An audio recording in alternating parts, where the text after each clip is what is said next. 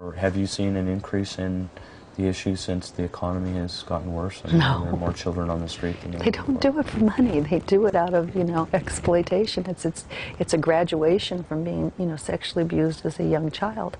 In fact, I think that the numbers of children working as prostitutes in America were higher in the late 70s than they are today. Now, it's very difficult to ascertain because it's not as visible today because of the violence on the streets. But the General Accounting Office estimated there were 600,000 children working as prostitutes under the age of 16. American children right here in the United States in 1981. They put that number up. Today, the National Center for Missing and Exploited Children is saying there's 100 to 150,000. What's really sad is we haven't even dedicated the resources to do the demographic analysis to see how many children are prostituting. And today that study is easier to do because the children are institutionalized. They're in our detention facilities. They're in our foster homes. Social workers know they can be counted. And there can be, formulas in order to evaluate that. There's good methodology. Universities should be in there trying to do this, but we don't even have the commitment to do that. I sent a letter to the General Accounting Office last year or the year before asking them to do the study, pointing out how it could be done.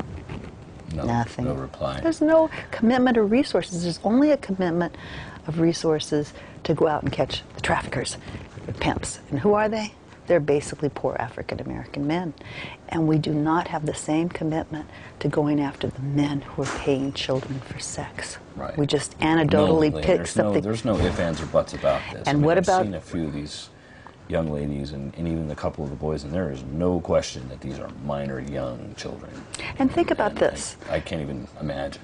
Think about this, that when a child's arrested, or maybe not even arrested, just apprehended by law enforcement, the first thing the police do is take the cell phone off the child. And they go through that cell phone, and they're vigilant about finding the pimp. Well, the customers' phone numbers are in there too. And there's school teachers and accountants and movie stars and lawyers and cops and you name it, laborers, truck drivers, salesmen, everybody's in there. And why don't we have a vigilant effort to go after them? And then all you have to do is casually sit back and watch the news, and you see politicians and public figures and wealthy people who are violating sex trafficking laws, and the Department of Justice decides it's not in the interest of justice to enforce the laws against them. The United States government's wide open for a good civil rights action based on race for the enforcement of the trafficking laws against minorities. In fact, historically, prostitution laws have only been enforced against women and minorities. And that's still true today. Very true today, and it's true for the trafficking laws. So, it's a rare chance for me to get. We don't get to talk to where you can talk outside of our conversation. Two groups I'd like you to speak to, if I may. And that is, for law enforcement, what do they need to be doing differently? You made a very good point just now. I know you have some very good friends in several different departments, but to the rest of them that are skeptic or that don't want to hear it, or what do you have to say to them about this problem and what they could do to help really have an impact? Well, the problem with law enforcement is that if we go back to where the child prostitution problem, the contemporary child prostitution problem started in America, these kids were left on the streets to fend for themselves, and the police had their hands tied behind their backs and were not able to even arrest them if it was a life and death situation. So law enforcement went through a whole period to where they really had to be the social worker. They had to go out and, I've worked with cops who've handed out toothbrushes on the streets, who've done anything, who've not broken laws, but broken procedure and policies in order to help kids get off the streets. Right. So they have that history.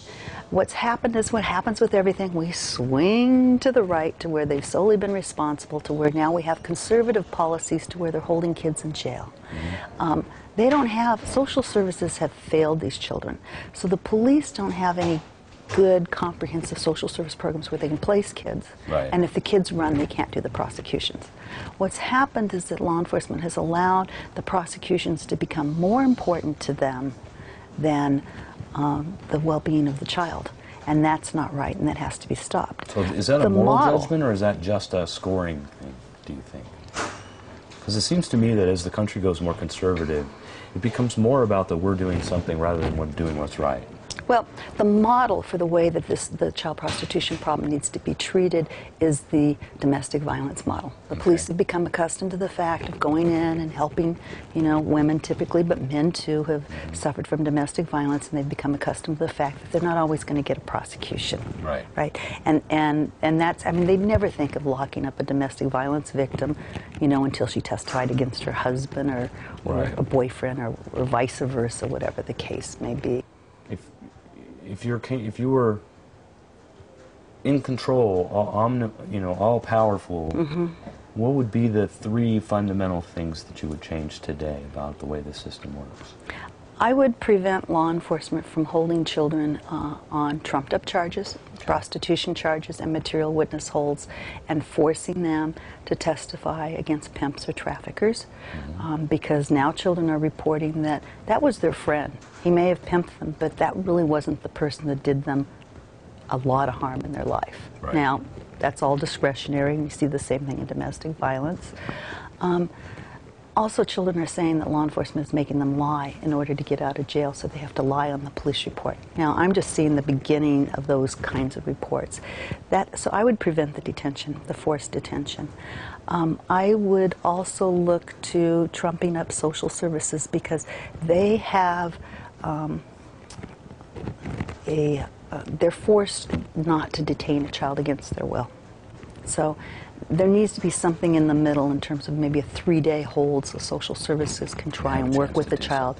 We need to do assessments. Every child that goes through the dependency court system or the juvenile court system needs to have a 2-day psychological educational assessment and then appropriate placement, and that costs about $1,500. And the experts in doing that for children of the night is Fuller Theological Seminary, and that's a model that needs to be duplicated in all the court systems throughout America. Can you say that again? Fuller Theological Seminary? Fuller Theological Seminary, and they have a wonderful clinic that does this for children of the night. And that service, those 2 days, and it takes time, it takes 30 days sometimes to evaluate and to score. But that work should follow every child through the system once a child enters the system, so we know what it is we're dealing with and we can find appropriate placements. But kids that are drug addicts, look at all the money we spend on going after these medical marijuana clinics when we could be spending money on rehabilitation, on treatment. And the children who are prostitutes, who are drug addicts, there is no drug program appropriate for their problems in America. And the experts in treating kids who are gang members, the tougher street kids who have drug problems, their clinicians have told me that our children are too psychologically fragile for the traditional drug program. So that whole program needs to be developed. Then you have children who, can be placed in vocational schools and colleges, who you could put into like a boarding school kind of model. And then you have children that you must recognize are hope-to-die criminals and have identified with the perpetrator because they've been so severely damaged, and there's nothing you can do. But we have that system in place, don't we? That's true. So then, and that goes from the 11 to 17 to graduation. So you actually have children that have come here and stayed as long as 4 years. Yes. And I know for a fact that you have many of them who go to college. Yes. I'm guessing it's probably better than the average at this point in some cases. Well, I'll give you an idea. Last year, 3 of our children entered the Los Angeles County Science Fair. One of our kids got 3rd place in the county. Another one got honorable mention. The young lady who scored 3rd place in the county took 5th in the state of California. Wow. So it just shows you the magic that can occur if resources are available and you have dedicated staff who are willing to make that difference in these children's lives. So we place 5 children a year in college. And some of our children end up going to sober living programs because they're 18 years of age and they need that support system. Right. And many of our children we're trying to get into independent living programs, and some with mental health components, to where children can live between the ages of 18 and 21 and go to school and work and save their money. And the model program is at the YWCA in Santa Monica. They do a marvelous job, and I would like to see the YWCA duplicate that through all of their YWCA programs.